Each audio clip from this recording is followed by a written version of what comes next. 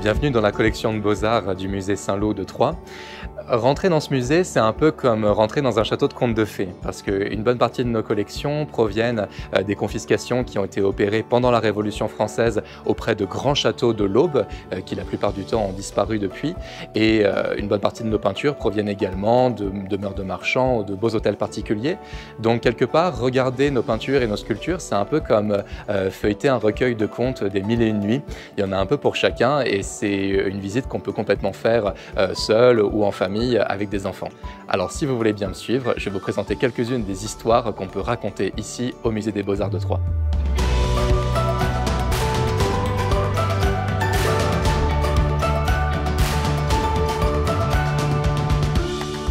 Parmi les ensembles de tableaux qui sont arrivés dans la collection du musée par le biais des confiscations de la Révolution française, le plus bel ensemble de tableaux, c'est sans doute celui qui vient de la chapelle Godefroy, un château qui a été construit par le ministre des Finances de Louis XV. Et parmi ces tableaux, le plus beau, c'est sans doute Jupiter rencontrant la nymphe Io. Donc Jupiter est amoureux de Io et pour échapper au regard de sa femme, Junon, qui est représentée dans le haut du tableau, Jupiter va se transformer en nuage. Et ce qui est très séduisant, c'est qu'on sait que ce tableau était probablement accroché dans une pièce qui servait de chambre à coucher, et on peut imaginer du coup le maître des lieux en train de s'endormir au fond de ses couvertures tout en regardant Jupiter et Io s'embrassant dans un nuage. Ce qui est singulier, c'est que ce tableau, on connaît très bien son histoire et sa documentation, mais comme vous allez le voir, on a aussi d'autres objets qui sont encore loin d'avoir livré tous leurs secrets.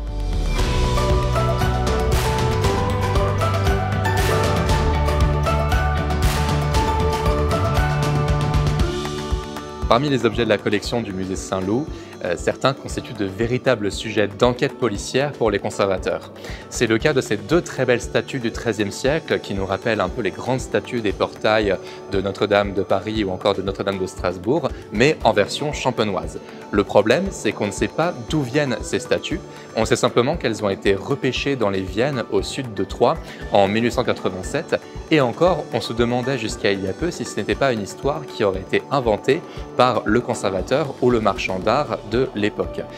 On sait aujourd'hui que c'est une histoire avérée grâce à une lettre qu'on a redécouverte récemment, et maintenant toute la suite du travail d'enquête du conservateur, c'est de savoir précisément d'où elles viennent, à la fois en regardant des documents, mais aussi en allant revoir de plus près certains édifices. Et c'est ce travail de recherche que les conservateurs doivent faire au fur et à mesure pour permettre d'avoir de plus en plus d'histoires à raconter sur nos collections.